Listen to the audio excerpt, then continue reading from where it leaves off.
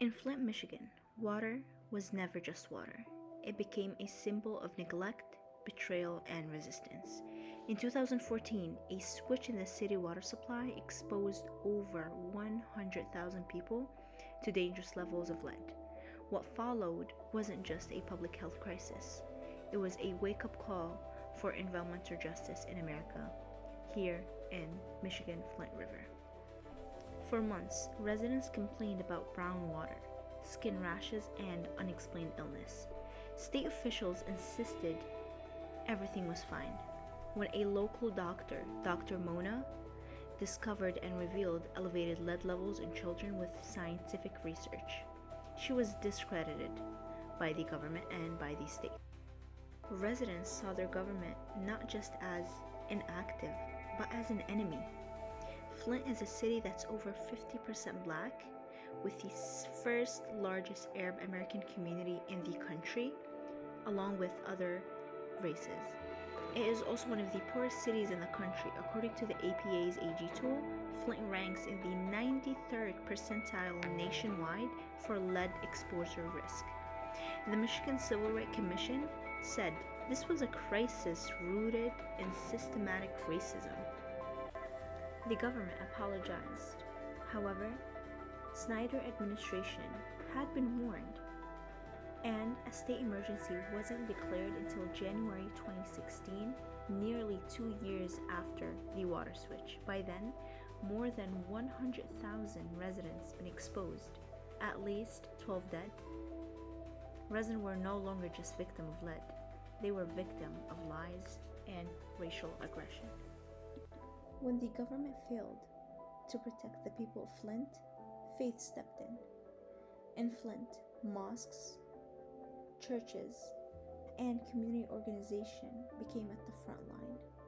They filled the silence led by officials with real action, such as water bottles distribution, flyers, education, and social media awareness. Many organizations such as the Michigan Muslim Community Counselor and Islamic Relief USA, a nonprofit organization, stepped in, distributing over 200,000 water bottles. Many families in the Arab American communities were immigrants, so they weren't receiving important health information. They didn't speak fluent English and didn't trust the officials. So organizations such as the Arab American Heritage Counselor and the St. George Orthodox Church translated important information and in Arabic and in English and distributed it to the community. It was a collective effort from all members of the community, from the youth to the elders to the leaders. Most organizations from churches and mosques explain that it is part of their religious duty and civic duty to help their neighbors, and it is one of the highest level of charity to help the community. The Arab Americans and Muslim residents didn't just stop at charity. They organized, from bilingual legal works to joining lawsuits against state officials. The community did fight back. The Arab American community in Flint mobilized through faith. They organized, they joined legal action, and they helped their community. The Flint water crisis was a failure of government, but it revealed the strength of a community. The Arab American community in Flint, guided by faith and shaped by experience, they stepped up where officials have stepped back.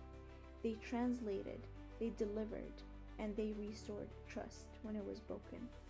As Mona Sahori, the executive director of AAHC, said, "We are not in the business of dividing anyone. We are in the business of helping one another."